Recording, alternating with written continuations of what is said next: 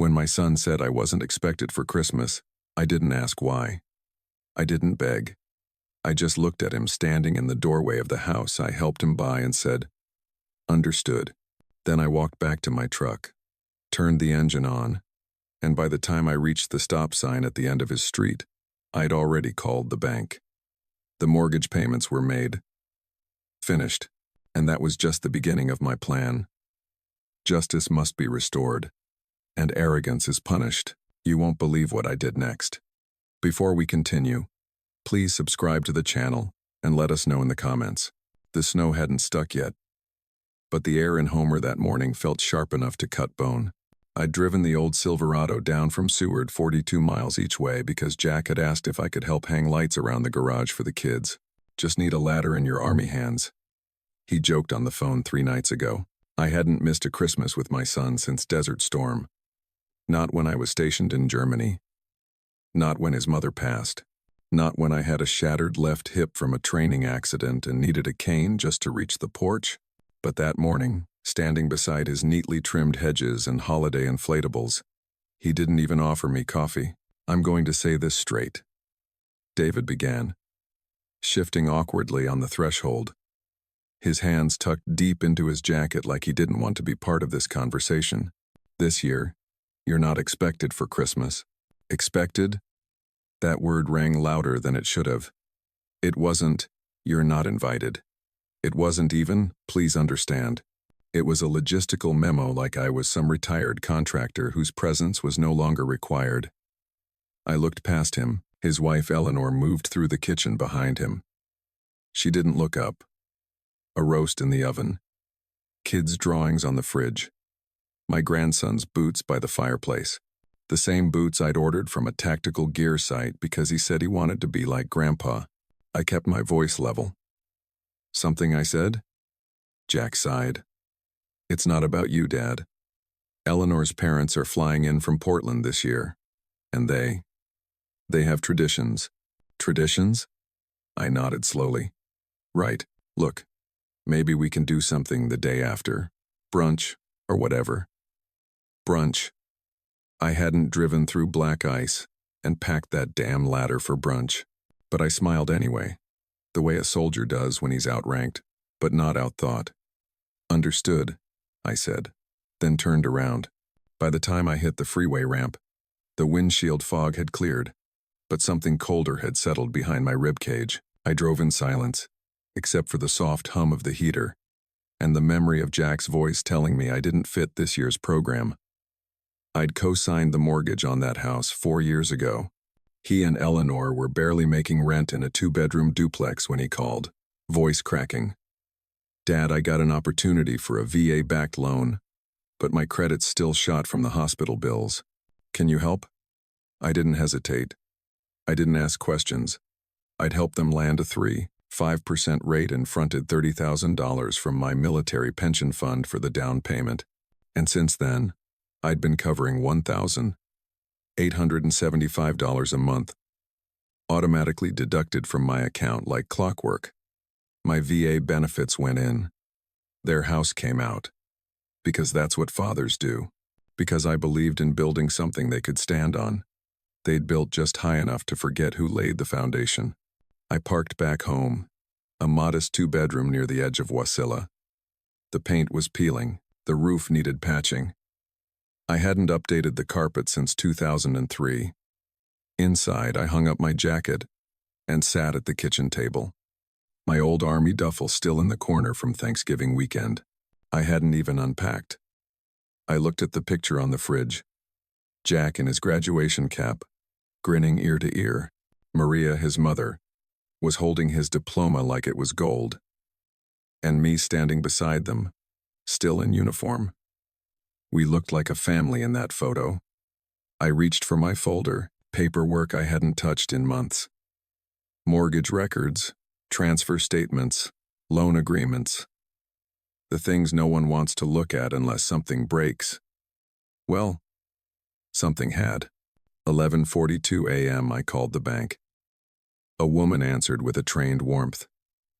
"Mr. Carroll, how can we help you today?" "I need to cancel a standing payment," I said. Certainly. May I have the account number? I read it off without pause. My Army training taught me that numbers are life. Recurring mortgage payment to Wells Fargo, $1,875 monthly. Is that correct? That's the one. And would you like this? Paused or canceled entirely. I looked out the window. Snow was falling now. Slow.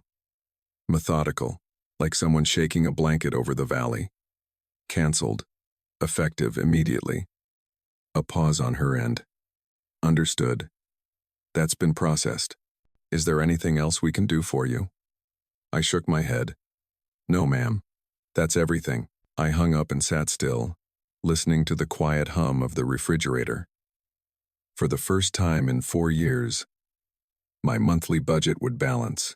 For the first time since Maria passed, I could maybe fix the water heater, buy new tires, refill the propane tank without stress.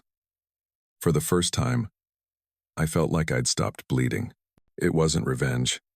Not yet. But it was something cleaner, like the first deep breath after a deployment. They didn't expect me for Christmas. Fine, but they should have known. You don't exclude a man who built your home and expect the walls to stand forever. I didn't eat dinner that night.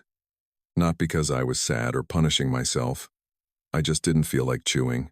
Instead, I poured a cup of black coffee, let it go lukewarm on the table, and stared at the manila folder I hadn't touched in over a year. Inside, in perfect military order, were 5 years of documents, bank statements, mortgage transfers, and the co-signed deed. Everything Jack and Eleanor never mentioned anymore. Everything I never brought up because fathers don't keep score. Not until they're made to. I pulled out a yellow legal pad and started writing dates. The 17th of March. Down payment wired. The 3rd of April. First automatic withdrawal. The 10th of July. Roof repair paid in full after hail damage. October. $600 for their heating bill when the furnace broke. December. The first Christmas after Maria passed, the one where Eleanor cried because they couldn't afford a tree. I'd driven through a snowstorm to bring them one from my front room. Eleanor had said, "We'll never forget this, Dad." She had. At 6:15 the next morning, I woke up the way I had for 30 years. No alarm, no hesitation. The Army trains you to start your day before the world even breathes. I pulled on my flannel, boiled water for coffee, and opened my back door. Snow had coated the steps. Maybe an inch or two overnight. Light, quiet snow. The kind that erases footprints and makes everything look fresh. But I hadn't forgotten where I'd stood the day before. In front of a house I'd helped purchase, told with corporate politeness that my presence would be inconvenient. The coffee finished brewing. I didn't drink it. Instead, I took out my phone and opened my texts. There it was. A message from Eleanor sent at 9:43 p.m. the night before. Jack said, "You canceled the mortgage transfer. I'm assuming this is temporary. Can we talk?" No hi, Dad. No apology. Not even my name. Just a subject line. Transfer. It was like a glitch in the system. I stared at the screen for a long time before typing. Jack called that afternoon. I let it ring twice before picking up. "Dad, Eleanor told me what you did." I waited. "You canceled the house payments." Still waited. He exhaled. I thought maybe this was a mistake or a warning. "No, Jack. It was a correction." He fell silent. "I've been paying your mortgage, your furnace, your furniture, and your kids' private school uniform fees for 4 years. You told me I wasn't expected for Christmas. That's fine. But from now on, I'm also not expected to subsidize your life. Dad, you know we're in a tight spot. You've been in a tight spot for a decade. That's not fair." "No, Jack. What's not fair is taking money from a man you no longer want at your table." The silence that followed was thick. I could hear the shame bleeding through the phone. Or maybe just resentment. "I didn't want this to become a fight," he said finally. It's not a fight, I replied.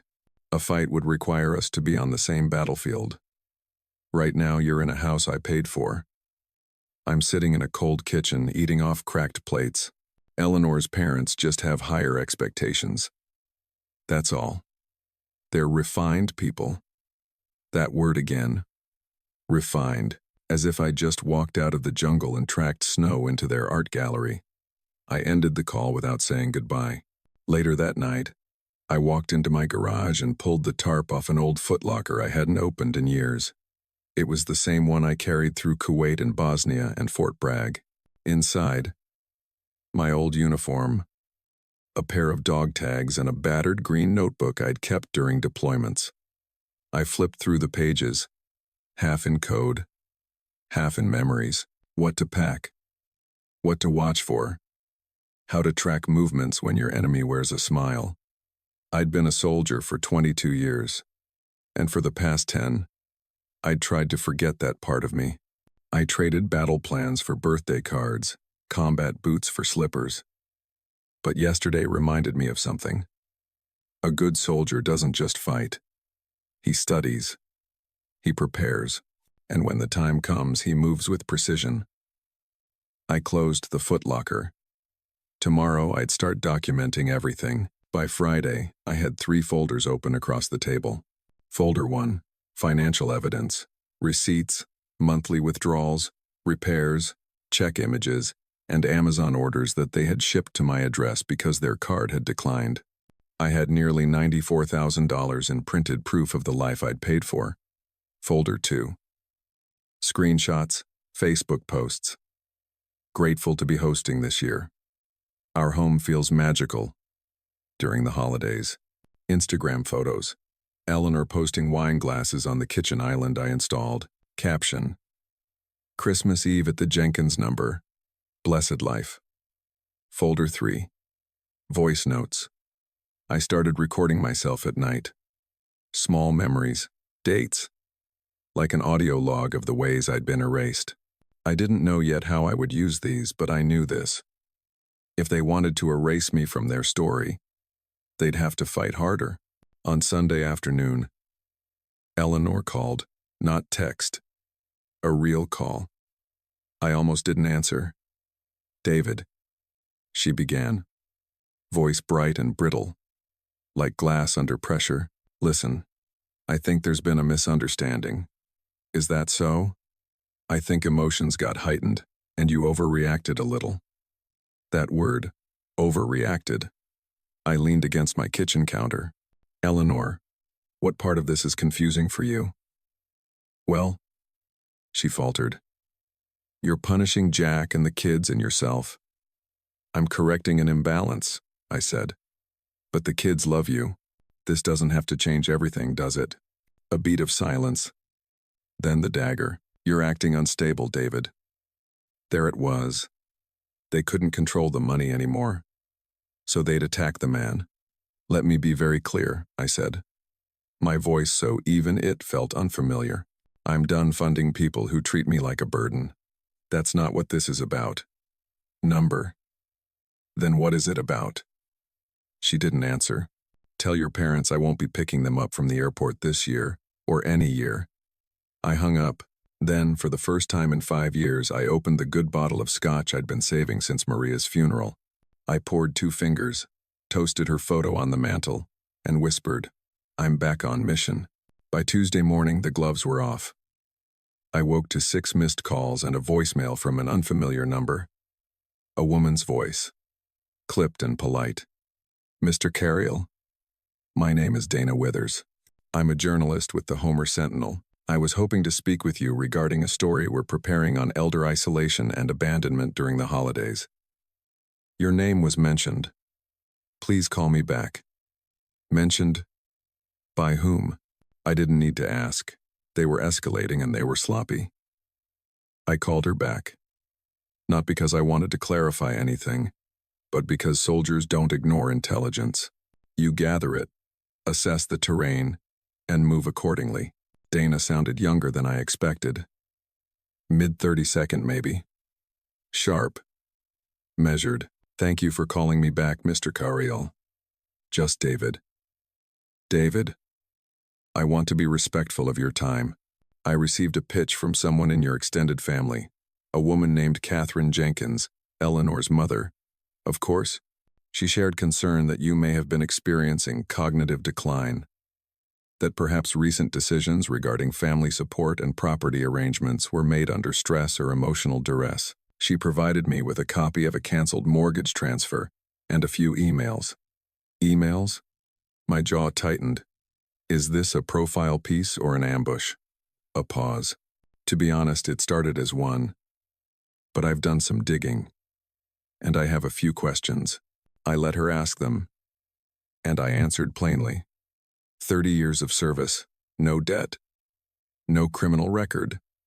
And yes, I'd canceled the mortgage transfers I had voluntarily covered for nearly 5 years. She didn't speak for a moment. Finally, she said, "Would you be willing to provide documentation to support that timeline?" I smiled for the first time in days. I already have a folder prepared. I met her that afternoon. Neutral location, a coffee shop downtown. I wore my pressed flannel, jeans, and a clean shave. Not to impress, but to look exactly like what I was. Sane, clear-eyed, dangerous if pushed. She flipped through the folder slowly, eyes scanning the highlighter marks, the printed bank statements, the photos of their house I'd taken from the street that morning. "Did you co-sign the house?" she asked, looking up. "Yes." "And they still told you not to come for Christmas?" "They didn't tell me not to come," I said.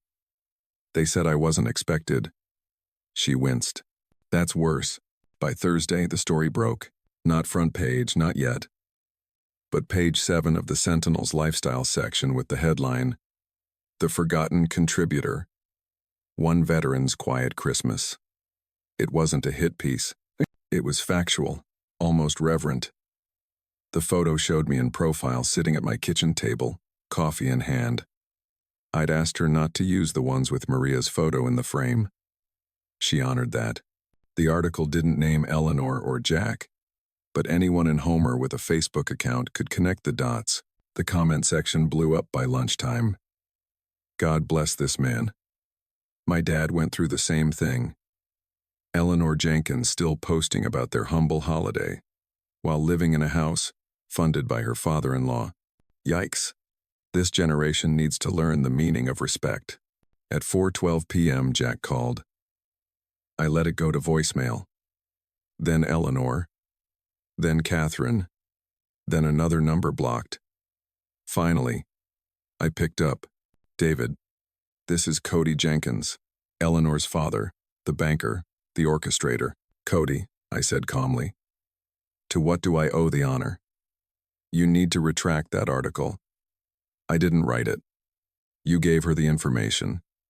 I gave her the truth." He inhaled sharp and slow. "You're embarrassing my family. Then maybe your family should try less embarrassing behavior. This will have consequences." I laughed, a short, humorless sound.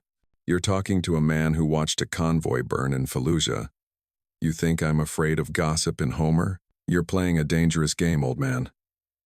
I leaned back in my chair. "No, Cody. I'm just finally keeping score." That night, I drove by their house again. Not to stalk, not to intimidate, just to look. The lights were off. The yard, usually over-decorated with inflatable reindeer and fake snowmen, was bare. And the for sale sign out front knew they were running scared. At 10:34 p.m., another email landed from Jack. Subject: I'm sorry. Body: I don't know how we got here. I know I've failed you. Please, can we talk? I miss you. So do the kids. There was an attachment, a photo. Me holding Ben, my grandson, at age 3, wearing my old army cap sideways on his little head.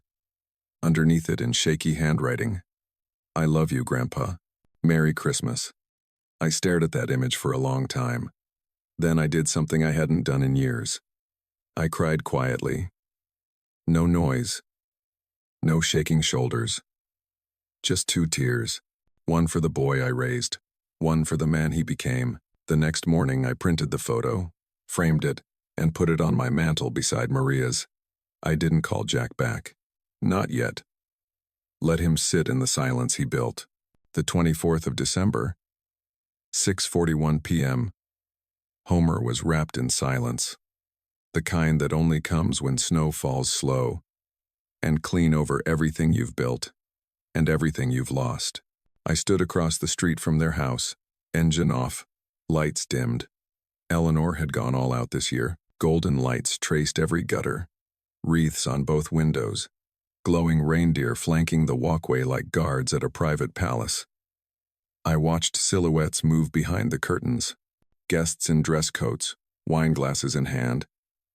Laughter spilled faintly through the frost-lined windows. A Christmas dinner. 12 guests. Their curated life on full display. And not one of them knew who had paid for every inch of it until tonight. The briefcase on my passenger seat held 12 identical packets, each one neatly organized. Printed bank statements, photos of renovation receipts in my name, a copy of the article from the Sentinel, annotated in red. Social media screenshots, including Eleanor's post just 2 days ago. Feeling grateful this Christmas. Everything we have we earned together. A lie so well polished it gleamed. I stepped out of the truck, adjusted the collar of my navy peacoat, and walked toward the house I'd financed but never been welcomed into. They left the door unlocked. Of course they did. Safe neighborhoods don't expect intrusions from the man who built them. I let myself in. The warmth hit first heat, and cinnamon sugar and wine. Then the hush, the exact moment a room full of people senses something shift. 12 faces turned. Some curious, some confused. A few, like Eleanor and Jack, went completely white. "David?" Eleanor's voice was shrill. "What are you doing here?" Jack rose from the dining table, napkin still in his lap. "Dad!" I held up one hand. Not to silence them, to let them know. I wasn't here for chaos. I was here for clarity. "I won't stay long," I said, but since I wasn't expected for dinner, I figured I'd at least drop off a few gifts. I moved around the table slowly, placing a packet in front of each guest. Eleanor's mother reached for hers with trembling fingers. Catherine Jenkins, head of the local garden club, champion of etiquette and control. She read the top line of the statement and blinked like she'd been slapped. Eleanor made a noise, a small, sharp gasp. "You came here to humiliate us." "No," I said quietly. "I came here to correct the record." One of the men at the table, mid-52nd, heavy blazer, gold cufflinks, cleared his throat. "These documents say you paid the mortgage for this house every month for 4 years. I nodded. Plus the down payment, renovations, kitchen appliances, the granite countertops you're eating off of, my visa. Another guest. "Wait, you're the one from that article?" I turned toward him. "Yes, sir, I am." Silence stretched long and uncomfortable. Catherine broke first. "This is wildly inappropriate. You're disrupting a family gathering." I smiled slightly. "That's interesting, considering I was told I wasn't family anymore." Eleanor stood up now, flustered. "We didn't ask you for all that. You offered. You wanted to help." "Correct," I said. "I offered because I believed family took care of each other. I paid month after month because I trusted that one day I'd be allowed a seat at this table again." My voice never rose, but the weight of it shifted the room. I was wrong. Someone at the far end whispered, "Jesus Christ." Jack looked like he wanted the floor to swallow him whole. I turned to him. "I'm not angry at you," I said. "I'm disappointed. You're my son. You had a father who would have given you everything and did. And you traded that for candlelight and white linen with people who never lifted a finger for you." He opened his mouth, closed it again. Eleanor was shaking now. "You're ruining our reputation." "No," I cut in. "You ruined it when you lied to every person at this table." When you let them believe this house, this lifestyle, this performance was yours. A younger woman near the end, brunette, soft-spoken, finally spoke. I thought you were a retired major in the army, she said to Jack. You never mentioned your father paid for all this. Jack's shoulders collapsed. Because he's ashamed, I said simply. Ashamed that the man he shut out was also the man who kept the lights on. Catherine stood now, face hard as granite. David, if you don't leave, I'll be forced to involve. What? I asked. Police? Press? The Sentinel already ran the story, Catherine. And next week they're running the follow-up with names. Her mouth clamped shut. Across the table, I saw something I hadn't expected. A guest, maybe a neighbor, reached out and closed his packet, then looked directly at me and said, "Thank you for your service, sir." That was enough. I stepped back, picked up my empty briefcase, and turned toward the front door. I won't be seeing you again, I said over my shoulder, but I hope one day you'll see yourselves. The last thing I heard before the door clicked shut was Eleanor bursting into tears. The second to last. A man's voice near the window muttering, "They're going to lose everything." I walked back to my truck, slow and steady. I didn't feel triumphant. I didn't feel cruel. I felt finished, not with my son, not with my past, but with the role they assigned me, the invisible benefactor, the quiet ATM. I'd removed the mask. Now they had to sit in the mirror.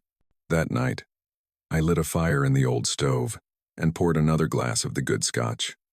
I sat by the window, watching the snow begin to fall again. Peaceful, silent, deserved. 3 days passed. Not a single call was answered. Not one voicemail returned. The silence wasn't out of spite. It was discipline, the same kind of stillness I'd learned years ago. The kind that comes after a clean shot when you wait for the dust to settle and the truth to echo through what's left.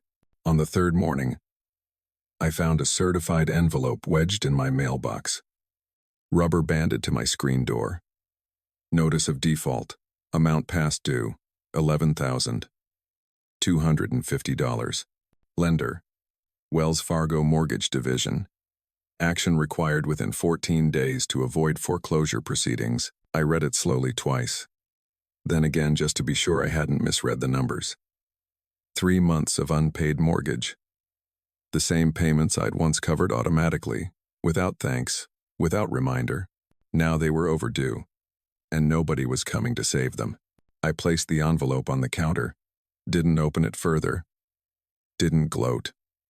Just poured myself a second cup of coffee, sat by the window, and listened to the heater click to life. The air in my home, though old and drafty, felt lighter, warmer, like it finally belonged to me again. At 6:08 p.m. that evening, I heard the knock. Not a tap, not a polite announcement. A knock like someone unsure of their place on the porch. I opened the door. Jack stood there, wind-chapped cheeks, circles under his eyes. A man 10 years older than he'd looked at Christmas. "Dad," he said. I stepped aside, said nothing. He walked in, looking around like he was entering a church for the first time in years. Noticing the repaired cabinet door, the newly oiled floorboards, the quiet. "This place looks good," he said. "It's what happens when you stop giving your paycheck to people who don't respect you." He winced. We sat in silence. Not the awkward kind. The real kind. The kind that carries weight. "I saw the letter," he said finally. "It's bad." I nodded. "We've fallen behind." I didn't realize how much. I raised an eyebrow. He caught himself. I mean, I did. I just didn't want to see it. I let him talk. "It's foreclosure now. Eleanor's been a mess. Her parents left early. Catherine won't even speak to her. Smart woman," I muttered. "Dad, I know you're angry." "I don't feel anything," I said. "Not anymore." That landed harder than if I'd shouted. Jack reached into his jacket, and pulled out a folded sheet of paper. I did something, he said. I added it all up. I took the paper. His handwriting was messy, but the math was clean. $226,875. Down payment, mortgage, repairs, utilities, school supplies, Christmases. You kept track of all this? I asked. He shook his head. I didn't, but I remembered where to look. Your old emails, the bank deposits. I pieced it together. I set the paper down. You missed a few. He nodded. I figured, but it's enough to see it. He looked at me, then looked. I chose them over you, and they're gone or turning on us, and I'm standing here wondering how I ever let it get this far. I stayed silent. Eleanor keeps saying, we need you to bail us out. That's your family. That's your duty. And I finally said, no. That caught my attention. He continued. I told her the man who paid our bills for 5 years without complaint didn't owe us a damn thing, that maybe we owed him everything. I leaned back in my chair. And what did she say to that? She cried, he said. Then packed a bag. Another silence. This one. Different. He wasn't here for money. He was here for something else. Dad, he said softly, do you think we'll ever be okay again? I took a long breath, then walked to the mantel, picked up the photo of Maria, then the picture of Ben, the one with my army cap on his head. We're not going back, I said, but we might go forward. He looked up. If you want a relationship, I continued, you'll have to build it brick by brick, not with money, with respect, with presence, with truth. He nodded, eyes wet. And the mortgage? He asked quietly. Not my problem, I said. But maybe now, finally, you'll figure out how to solve it yourself. When he left, I stood on the porch and watched him walk to his car. No hugging, no false goodbyes. But halfway down the driveway, he turned and said, Dad, I was proud of you, the way you stood up for yourself. I didn't say anything, but I nodded. That was enough. Inside, I turned off the porch light, sat by the fire, and for the first time in years, I allowed myself to believe this wasn't revenge. It was a rescue, from a life where I'd traded my worth for silence, and from a son who finally was learning what a father looks like. The call came just before 10 p.m. I let it ring 4 times. Not out of hesitation, out of intention. Let her wait. Let her wonder. Then I picked up. David. Her voice was breathless, forced, like she'd rehearsed sincerity in front of a mirror. I didn't know who else to call. I said nothing. I don't even know where to start. I still said nothing. Finally, she filled the silence herself. The house is under review for foreclosure. Jack says, you won't help. He says you're done. Still nothing. I just think we need to sit down, talk this through. For the kids. The kids? The phrase dangled like a prop, something to lean on when everything else collapsed. I took a breath. Calm, steady. Eleanor, I said, there's nothing to talk through. She jumped in. You don't understand. I understand perfectly. You're being dramatic. You said my food was too spicy. My conversation was too simple, that I wasn't fit to sit at your holiday table. That was a misunderstanding. No, Eleanor, I said. That was clarity. Yours. She faltered for a moment, then shifted tone. Okay, she said. Fine. Maybe things were said. But that doesn't undo years of support, of family. The kids think the world of you. Are you going to throw that away? My grip tightened on the phone. I'm not throwing anything away. I'm just done carrying what was never mine to carry. You're punishing us. No, I said flatly. I'm protecting what I have left. A long pause. Then came the pivot. Her voice turned cold. Well, she said, you should know Cody and I have spoken to an attorney. He thinks we may have grounds to argue that the mortgage payments were a form of implied gift or support. that you were willingly contributing as a legal party. I almost laughed. You're threatening to sue me? I asked.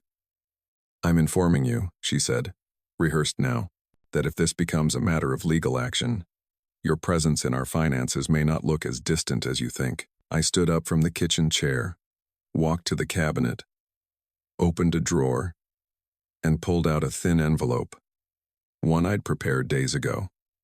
Eleanor, I said, would you like the name of my attorney? Silence. Because he's expecting a call and he has copies of every transfer, every receipt, every tax return proving the house was never in my name, that I was never legally liable. She swallowed. I could hear it through the line. He also has a statement I prepared. I continued. In case this got ugly, a timeline of emotional manipulation, public exclusion, and financial abuse. You're bluffing. I paused, then said calmly, do I sound like a man who bluffs?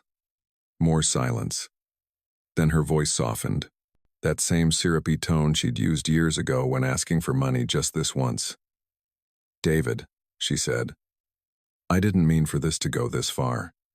It went as far as you pushed it. She sighed. I'm scared. We might lose the house. I lost my wife, I said. I know. No, you don't. She didn't reply.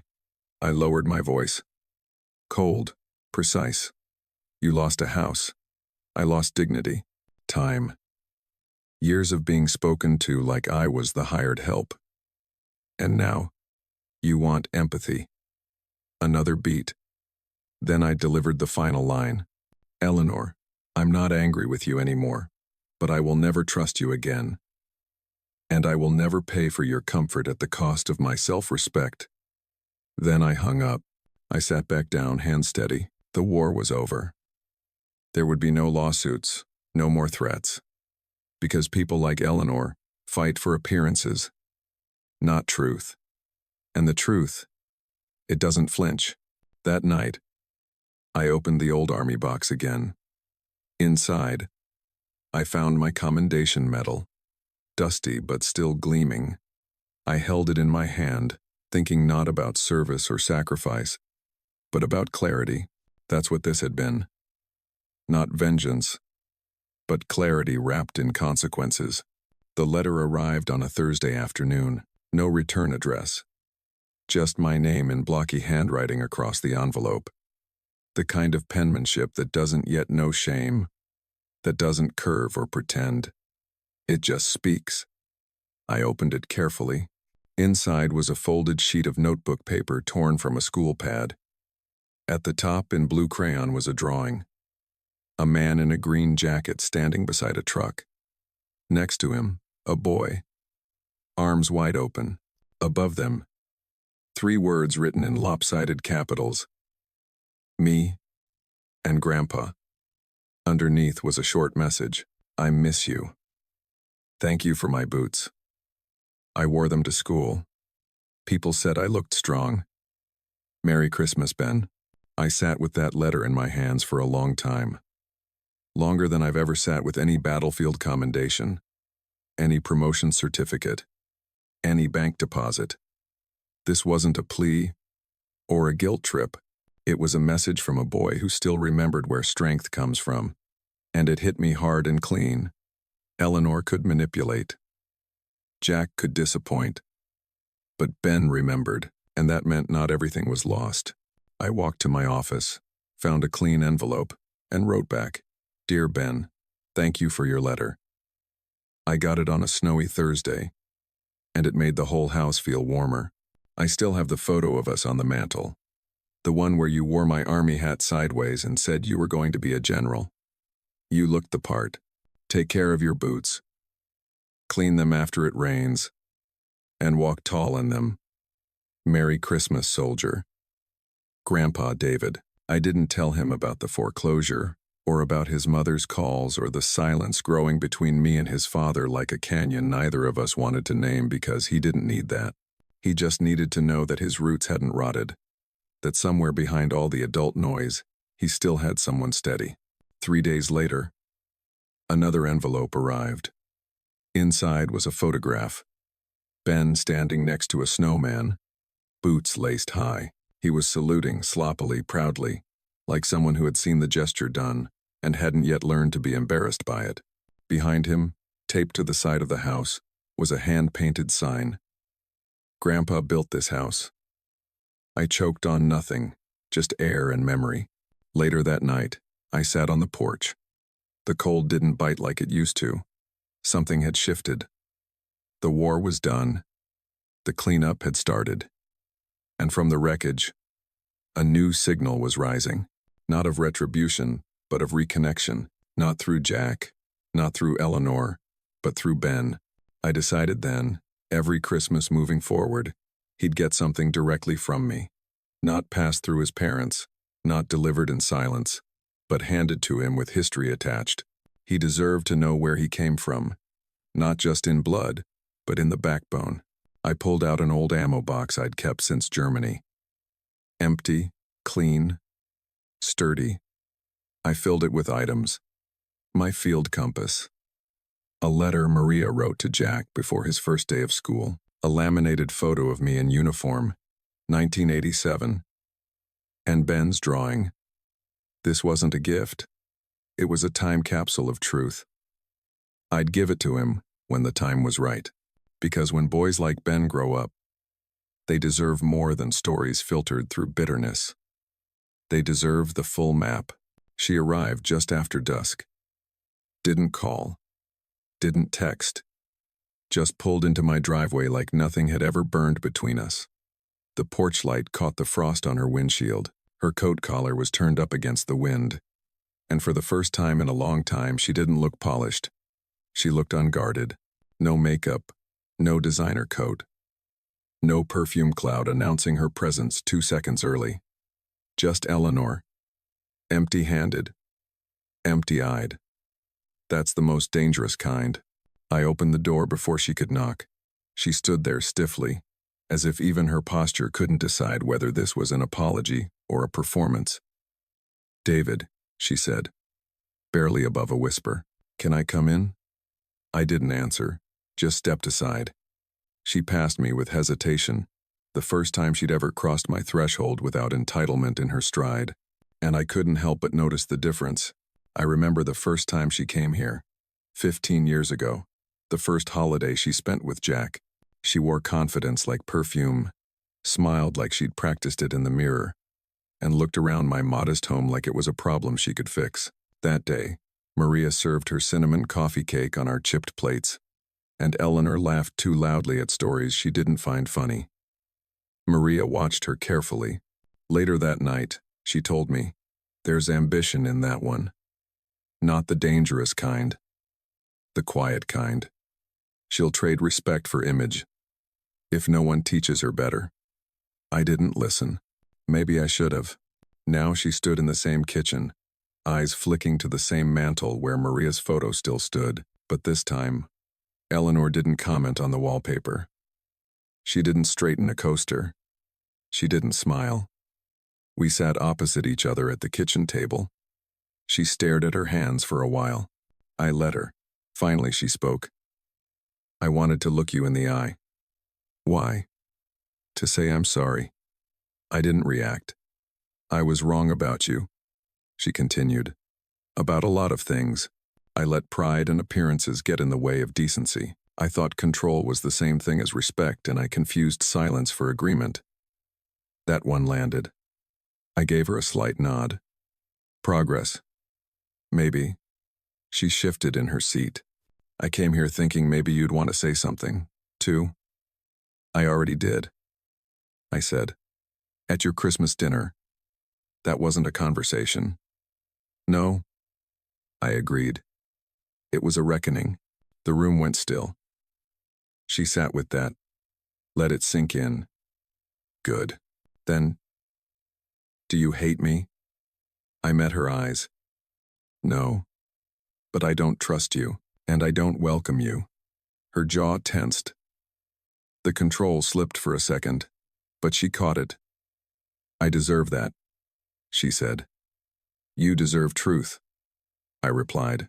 And the truth is, you don't get to show up after the damage and ask for redemption without rebuilding trust brick by brick. Her throat bobbed. I know. But she didn't leave. Not yet. Instead, she glanced down at the table like there was something beneath it she hadn't quite decided to show. I was hoping maybe we could talk about Ben. That was her angle. I saw it now. It wasn't a visit. It was a pivot. She wasn't here for me. She was here to protect her remaining access through the only innocent piece of this mess. I kept my face still. Ben's welcome here anytime. I mean, maybe you and I could coordinate, keep things consistent for him. You mean you want a say in how I grandparent? Her lips pressed thin. I just think it's important for him to understand unity. Unity? I said, you spent 5 years painting me out of the family portrait. Now you want me to color inside your lines. Her face flushed. You don't have to be cruel. I'm not, I said calmly. Cruel would have been silence. This is just clarity. A long beat passed. Then she stood. I'm moving back to Portland, she said, taking some time resetting.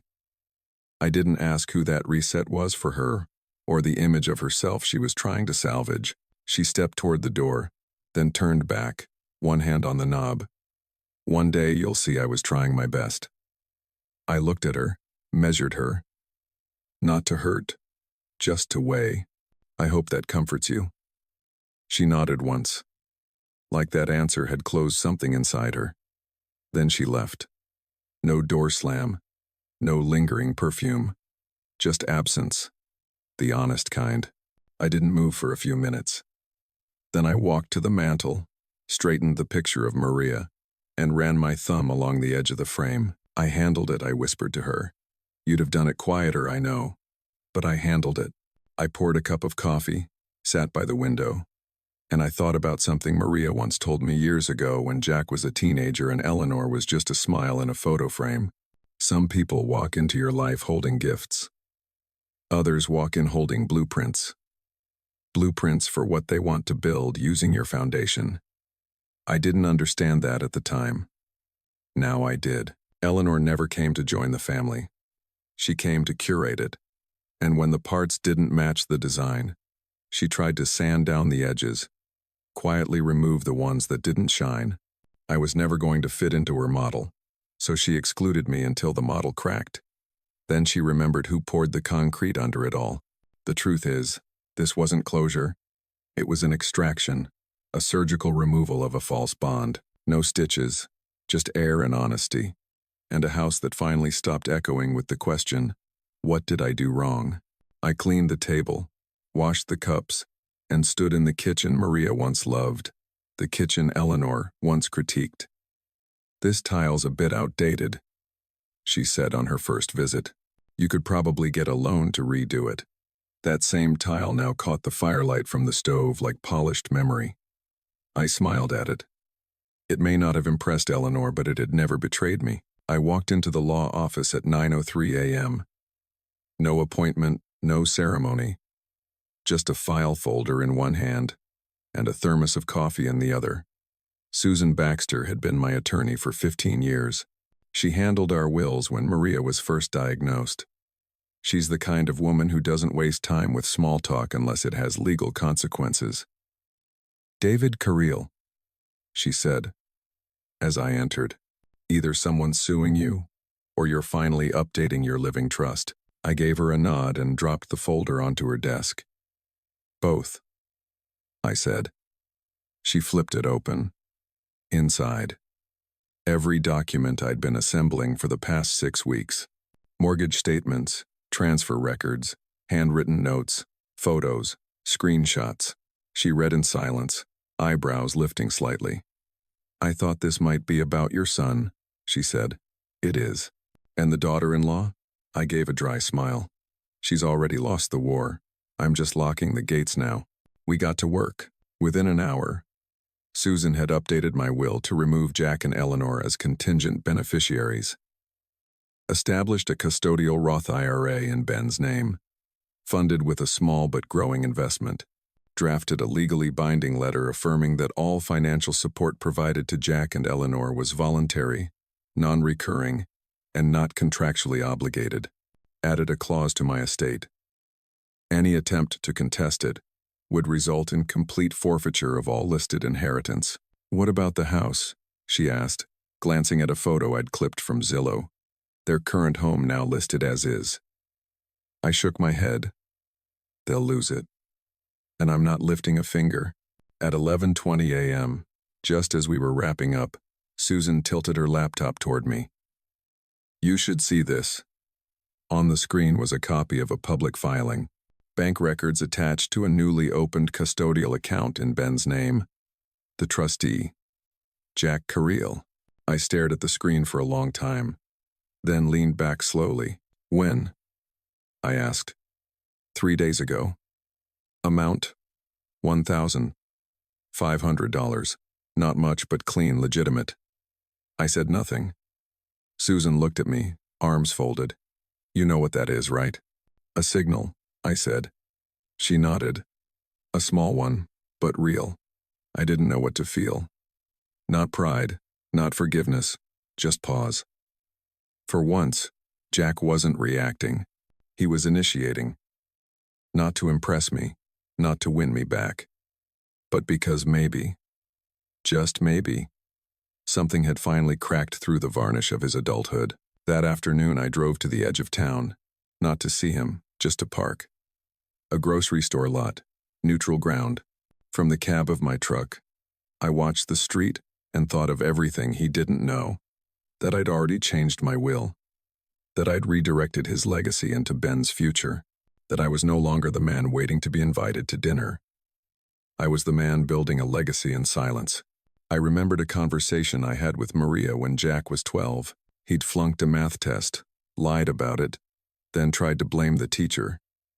She looked at me across our kitchen table and said, "One day your son will learn that the truth doesn't need permission. It just needs patience." I hadn't understood it then. Now I did. At sunset, I drove back home. No calls, no stops, just me, and the feeling that this war, long, cold, and quiet, was nearly over.